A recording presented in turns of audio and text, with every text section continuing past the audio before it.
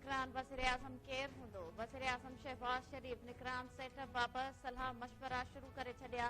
वज़ीर-ए-आज़म जे सलाहकार कमर ज़मान कायरा तस्दीक कंदे चयो आहे त वज़ीर-ए-आज़म शहबाज शरीफ ईंदड़ निगरान हुकूमत बाबति सलाह मशवरा शुरू कया आहिनि। इत्तेहादियुनि खे एतमाद में वठण बैदि अपोज़िशन लीडर सां बि मशवरो कंदो। निगरान वज़ीर-ए-आज़म या निगरान वॾनि वज़ीरनि जो उहिदो सियासतदाननि खे ॾियणु घुर्जे। नईं तकबंदियुनि तहत आम चूंडूं मुमकिन थींदे नज़र नथियूं अचनि। इलेक्शन कमीशन पुराणनि तकबंदियुनि तहत चूंडूं कराइण लाइ कमु शुरू करे छॾियो आहे। चूंड सुधारण जी बुनियाद ते इलेक्शन में देर नथी करे सघिजे।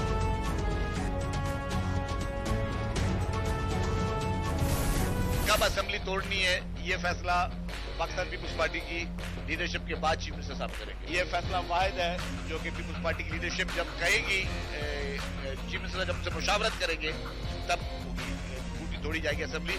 डेट कोई फाइनलाइज नहीं है। असेंबली जो है वो अपने मुद्दत पूरी करेगी और उसके बाद जो है केयर टेकर सेटअप आएगा और इंतखाबात की तरफ, आम इंतखाबात की तरफ जो है वो हम सब जाएंगे। पाकिस्तान पीपुल्स पार्टी एक भारी अक्सरियत के साथ जीत कर वापस आएगी और पूरे पाकिस्तान से वापस आएगी जीत कर। ये प्रेशर इसलिए क्रिएट करने की कोशिश की जा रही है और कुछ हमारे लोग ये इसलिए कर रहे हैं कि किसी तरीके से पीटीआई के चेयरमैन को यहाँ से सेफ एग्जिट मिले और उसको मुल्क से बाहर फरार होने में मदद की जाए। कच्चे के इलाके में ऑपरेशन चल रहा है। जो डाकू है उनके पास रॉकेट लॉन्चर्स है, उनके पास एंटी एयरक्राफ्ट गन्स है, उनके पास जदीद वो असले जो कि पुलिस के पास नहीं है। पुलिस के पास ज्यादा बड़ा वेपन है G3 या क्लैशनकोव। आगे वाले जो है वो एंटी एयरक्राफ्ट गन और रॉकेट लॉन्चरों से लड़ रहे हैं आपके साथ। सिंध असेंबली कॾहिं टोड़ी वञे, फ़ैसिलो वॾो वज़ीर पार्टी क़यादत जी मशावरत सां कंदो। फ़िलहाल असेंबली टोड़ण बाबति का बि तारीख़ ते नाहे थी। क़ौमी असेंबली कुझु ॾींहनि में मुदो पूरो कंदी ऐं निगरान सेटअप ईंदो। आम चूंडुनि में पीपल्स पार्टी वॾी अक्सरियत सां समूरे मुल्क में कामयाब थींदी।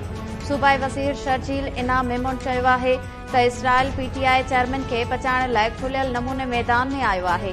इसराइल चाहे थो त पीटीआई चेयरमैन खे महफ़ूज़ रस्तो ॾिनो वञे। कचे में धाड़ेलनि ख़िलाफ़ पुलिस जो ऑपरेशन हलंदड़ आहे। धाड़ेलनि वटि जदीद हथियार आहिनि। G3 राइफल्स ज़रिए रॉकेट लॉन्चर जो मुक़ाबिलो नथो करे सघिजे। पुलिस खे जदीद हथियार ख़रीद करे ॾींदासीं। पीटीआई चेयरमैन मुल्क दुश्मनीअ जा समूरा लीका लताड़े छॾिया। हिन मुल्क खे श्रीलंका बणाइण लाइ का बि कसर न छॾी। पीटीआई वेंदे वेंदे मुल्क तबाह करे वई। वफ़ाक़ी वज़ीर मरियम औरंगज़ेब प्रेस कॉन्फ्रेंस कंदे चयो त पीटीआई पंहिंजे दौर में नाअहली नालाइकी बदहालीअ जा रिकॉर्ड क़ाइमु कया। IMF मुआहिदो ख़त्म कयो। पीटीआई सियासत बचाइण लाइ वेंदे वेंदे पेट्रोल सस्तो करे मुल्की मईशत तबाह करे छॾी। IMF सां मुआहिदो टोड़ण सबबि मुल्क में महांगाईअ जो तूफ़ान आयो। इत्तेहादी हुकूमत मुल्क खे बदहाली बहरान मां कढी IMF जो मुआहिदो बहाल कयो। शहबाज शरीफ दोस्त मुल्कनि वटि वञी परॾेही पॉलिसी खे बहाल कयो। अॼु रूस मां सस्तो तेल अची रहियो आहे।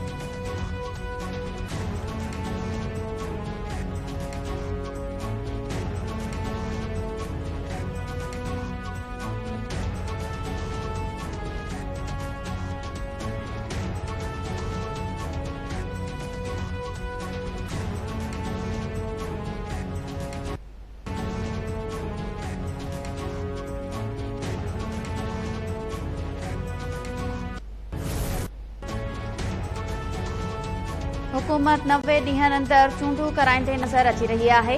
लाहौर जी गॾजाणी दुबई जे फ़ैसिलनि ते टपो ॾेई छॾियो। निगरान सेटअप बाबति रुॻो ॿिनि वॾनि में ॻाल्हियूं थियूं आहिनि। ॿियनि खे ख़बर ई नाहे। तहरीक इंसाफ़ अहम स्टेक होल्डर्स आहे पर असांखे एतमाद में नाहे वरितो वियो। पीटीआई अॻवान शाह महमूद कुरैशी चयो आहे त इलेक्शन एक्ट 2017 जे सेक्शन 9 में मोंझारा आहिनि। हुकूमत 90 ॾींहनि अंदर चूंडूं कराइण चाहे थी पर वक़्तु ॿुधाईंदो त उठ कहिड़े पासे वेहे थो।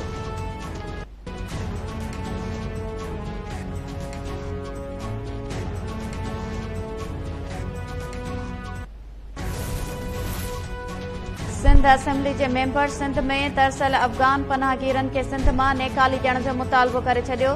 PPMP शमीम मुमताज़ अफ़गाननि जे सिंध में अचण ते पाबंदी लागू करण जो मुतालबो कंदे चयो त सिंध में गैर क़ानूनी तरसियल अफ़गाननि जा सुञाणप कार्ड ठही रहिया आहिनि। कचरो मेड़ींदड़नि जी ॿोरनि मां ॿार बि निकिता आहिनि। सिंध हाणे वधीक अफ़गाननि जो बार बर्दाश्त नथी करे सघे। स्पीकर आज़ाद सिराज दुरानी रूलिंग ॾींदे चयो त जेके बि गैर कानूनी परडेही आहिनि उन्हनि ख़िलाफ़ कार्रवाई थियणु घुरिजे।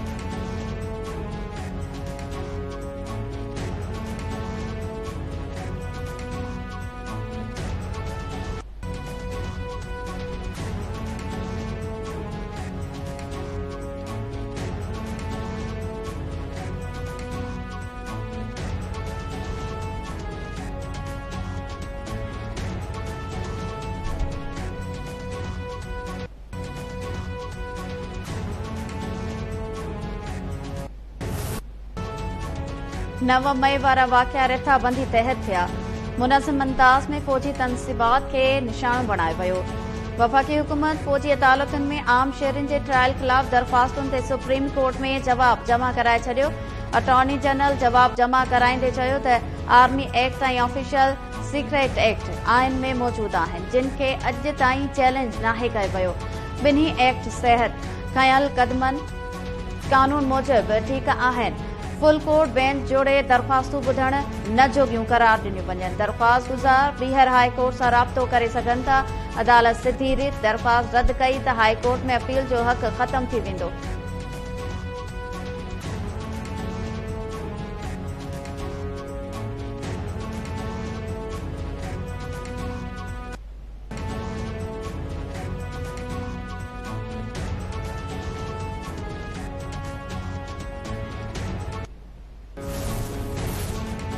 टे करोड़ खां घटि कराची जी आदमशुमारी क़बूल न कंदासीं। निगरान सेटअप आयो त पंहिंजे मुतालबनि ते ॿीहर आवाज़ उथारींदासीं। एमक्यूएम अॻवान ख़ालिद मक़बूल सिद्दीकी चयो आहे त एमक्यूएम लंडन जे नाले सां का बि पार्टी नाहे। एमक्यूएम ई असल पार्टी आहे। कुझु माण्हू एमक्यूएम लंडन जे नाले ते कराची जो अमन ख़तरे में विझी रहिया आहिनि। हुकूमत ऐं इदारा मौजूदा सूरतहाल जो नोटिस वठनि।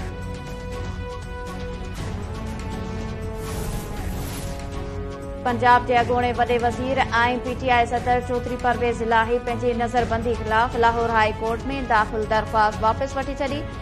अदालत पारां चौधरी परवेज़ इलाही खे लाॻापियल फोरम ते राब्तो करण जी हिदायत। दरख़्वास्त में परवेज़ इलाही मौक़िफ़ इख़्तियार कयो त नज़रबंदीअ जो नोटिफिकेशन अदालती फ़ैसिले ते असर अंदाज़ थियण जी कोशिश आहे। कलदम करार ॾिनो वञे। डीसी लाहौर परवेज़ इलाही खे 3 MPO तहत 1 महीने लाइ नज़रबंद करण जो नोटिफिकेशन जारी कयो हो।